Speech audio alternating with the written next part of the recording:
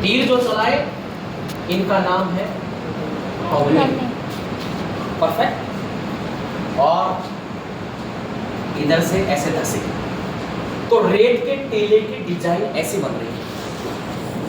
इस प्रकार के रेत के टीले को कहा जाता है, अच्छा कैसा दिख रहा है?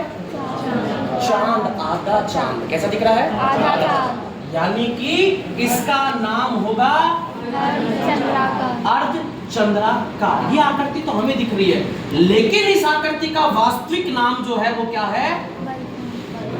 बरखान। क्या नाम है? बरखान। क्लियर? अब ये बात सबसे पहले मैंने क्यों बताई और दो बातें क्यों छोड़ दी? इसलिए बता दी क्योंकि कहीं भी अगर मरुस्थल होगा और वो मरुस्थल बढ़ेगा तो उसका कारण या उस मरुस्थल में जो सबसे ज्यादा बालू का स्तूप हमें दिखेगा तो वो सिर्फ कौन सा दिखेगा? अर्धचंद्राकार अर्थात बरखान। ये बरखान अभी जस्ट आगे लिखा कि मरुस्थल को बनने के लिए उपयुक्त जो चीज चाहिए या मरुस्थल के बनने की प्रक्रिया, शायद कहीं पर बरखान का नाम लिखा था। कहाँ लिखा था? उसमें लिखा था मार्च में, मरुस्थल मार्च। यस, मरुस्थल मार्च। मरुस्थल का आगे बढ़ने की प्रक्रिया कौन कर रहा है? बरखान। यानी कि अब बरखान का खेल यहां शुरू होता है और हम कहेंगे कि बरखान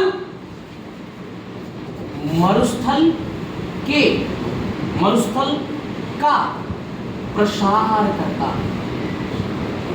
और मरुस्थल का बढ़ना मतलब वर्षा कम होना। वर्षा कम होना मतलब खेती नहीं होना, पूरी भूमि बंजर रहना। खेती नहीं होगी और भूमि बंजर रहेगी तो मरुस्थल बनेगा, और मरुस्थल होगा तो मतलब हमारे लिए खतरा है।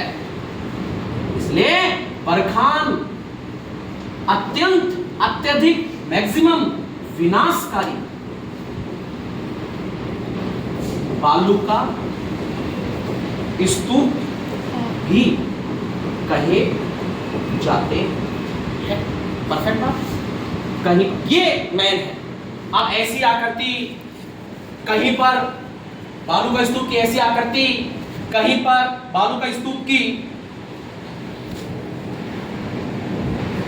पवने ऐसे करेगी, ठीक है, या फिर ऐसे करेगी, तारे नुमा बनाएंगी तारा।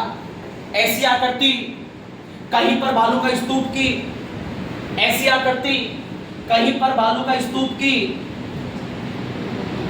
पवन ऐसे आएंगी तो ऐसे बनाएंगे। ऐसी आकृति और कहीं पर बालू का स्तूप की सब्रकाफीस आकृति। सब्रकाफीस, अगर मरुस्थल में कभी कोई पेड़ बीच में आ जाए तो पेड़ के नीचे या बगल में एक क्या बनेगा? बालू का स्तूप। कोई खंबा आ जाए, कोई विशेष कोई झाड़ी आ जाए, कोई भी वहां की वनस्पति या कोई भी ऐसी रुकावट आ जाए और वहां पर बनने वाला को स्तूप क्या कहलाएगा? सब्रकाफीस। अवरोधित बालू का स्तूप, यानी कि बीच में कोई अवरोध आ जाए वहीं पर रुक जाएगा।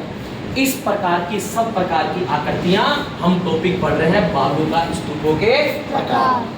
अब एक प्रश्न मेरा है, ये जितनी भी आकृति मैंने आपको बताई, ये सभी आकृतियां अगर किस जिले में, ये आपसे अगर पूछे तो आंसर होगा जैसलमेर, जोधपुर। सभी आकृतियों वाला आंसर क्या है? सभी आकृति, सभी प्रकार के बालू का स्तूप जोधपुर। लेकिन अगर आपको पूछे सर्वाधिक, अब ये पर्टिकुलर नहीं पूछ रहा कौन सा प्रकार, सर्वाधिक बालू का स्तूप, तब आंसर क्या होगा? जैसलमेर। ओके, समझ गया मेरी बात? देखिए